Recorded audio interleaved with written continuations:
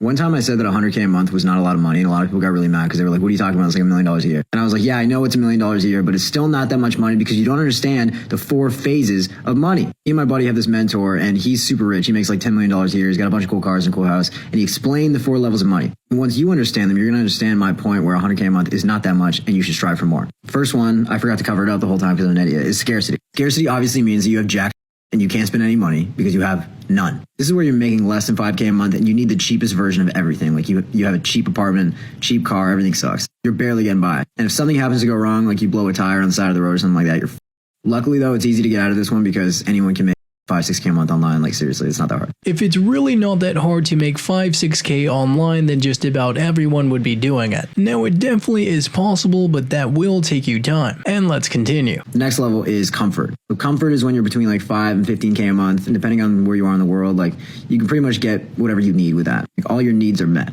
Decent house, decent car.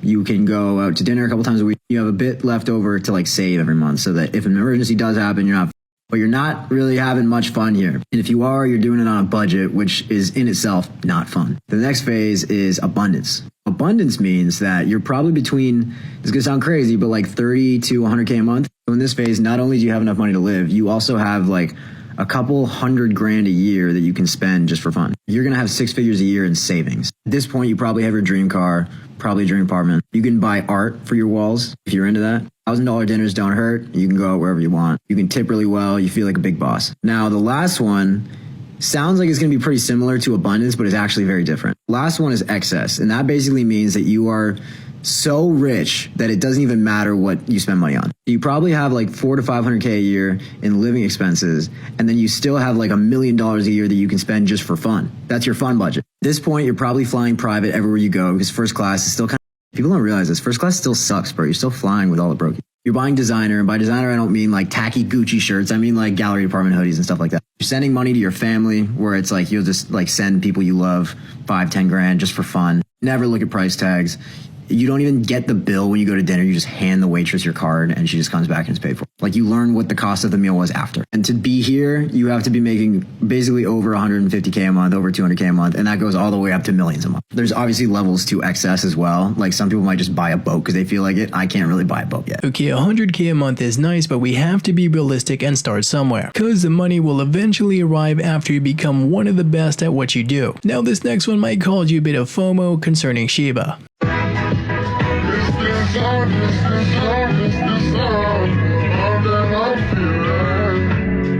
You serious? So I've been unemployed since January and I am needing to make some money. And one of the best ways apparently you can is through this app called Bacon. It's just red and it's literally called Bacon.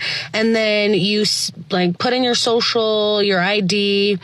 They run a quick background check, I guess. They didn't notify me of any sort of background check, but then you can apply for shifts. And this is the first shift I got, which I'm excited because I only downloaded this yesterday. Didn't pay any money. It's completely free. This is not ad or sponsored. So I'm going to do this banquet tomorrow.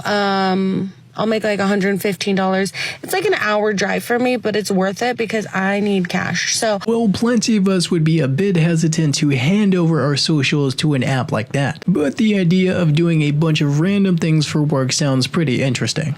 I'm 25 years old and I work in corporate America in finance, and this is my payday routine.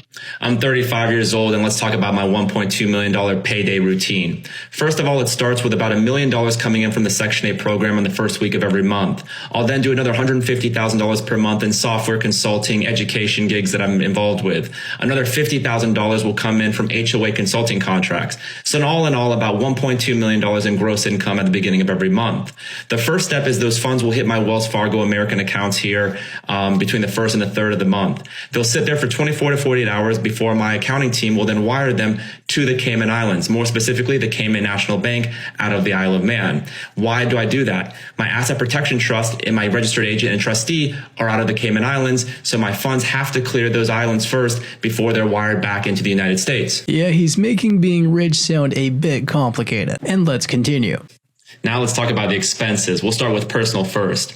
My property that I'm in right now is about $100,000 per month. $60,000 of that is going to go to principal and interest, and then $40,000 will go to property taxes and insurance.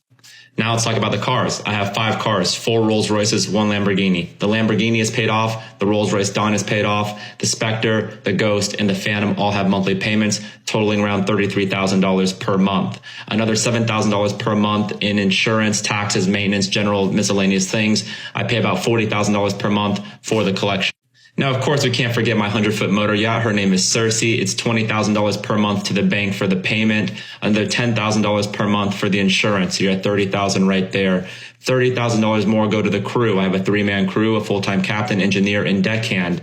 On top of that, we have fuel, which is anywhere from $6,000 to $8,000 per month, depending on how much we run her. $1,000 per month goes into detailing. $2,000 per month goes into barnacle scraping, diving, along with other operations around the boat. I budget between $70,000 and $85,000 per month to operate and maintain my yacht. Now that stuff is pretty nice, but do you actually need it? But maybe that's just his personal taste. Can't forget about the house staff. I have a full-time chef, housekeeper, groundskeeper, detailer, and security. That's another $40,000 per month. And then I just have some miscellaneous utilities. About $7,000 a month is the power bill, because don't forget also I'm powering my yacht in the backyard. Water bill is about $2,000 per month, $1,500 in gas. I think I pay about $400 per month for health insurance, $300 a month for multiple Verizon phone lines. And then I think about $1,200 a month in internet. I have a dedicated commercial fiber optic line along with a residential line, and I also have Starlink as backup, so I have triple redundancy for the internet in the property. All in all, I think I spend about $250,000 a month on personal expenses. Now let's get into the commercial expenses. I spend about $60,000 per month to pay my 9 full-time property managers that are spread across 4 different states. I don't really have any repair expenses or CapEx or capital expenses or any major remodeling required on the properties. I've been able to mitigate and also streamline the majority of those expenses. So it's really only about $15,000 per month, which is not bad on 710 properties. Now we just have to remember that Section 8 properties can cost quite a bit to maintain, because they have to keep up with codes and deal with certain tenants. Then I have to pay the banks. That's about $150,000 every single month in debt service or mortgage payments. Keep in mind, guys, earlier on in my career, I did pay off a lot of my properties. So $150,000 per month is really not that bad on millions of dollars in commercial contingent debt. The property taxes on my portfolio are another $38,000 per month. Typically, we're able to appeal them at the end of the year, and it brings it down to about $32,000 to $33,000 average per month there. Now let's talk about income tax. I live in the great state of Florida, so there is no state income tax here, so that's a 0 every single year. On the federal tax side, we have to get a little bit more exotic. Of course, I am a real estate professional, so I'm able to write off certain expenses, deductions, depreciations as a result of owning hundreds of Section 8 rental properties. I also have a 501c3 nonprofit organization that I'm able to donate a large part of my income to that organization in order to keep those operations going. This nonprofit, combined with the advantages of having an offshore Cayman Island trust, combined with having all the deductions and expenses that I mentioned earlier in this video, allow me to have a 6-figure federal tax bill, which is not too bad considering the income that I'm bringing in on a monthly and annual basis. It's super easy to watch videos like these and not feel so great about your current financial situation, but they should be motivational instead. Next, we got someone a little bit surprised at the current inflation. I just spent almost $12 on grapes. I'm mind blown at this. It's $11.62 for grapes. Every time I go to the store, I'm just shocked. Work a 9-to-5 job. I get paid like pretty well, have 4 kids. I just honestly don't know how people are making it. I think it's not possible to just have a 9-to-5 job anymore. You either need to like significantly decrease your lifestyle to keep up with what things are costing now, and or find another way to make money. Our credit literally made me over 100 bands. Basically, all credit is a rinse and repeat hack. Literally, it's the cheat code to life. If you want to get rich, credit is the first step. I'm not going to go into detail, but I will tell you guys a bit of information. Say I spent 5 bands, I make 15, boom, paid off. I keep the 10 bands, and then I just do it all over again within a month. So let's say I take 5 bands, boom, I invest it, I make it back in 1 week. I pay off my credit card.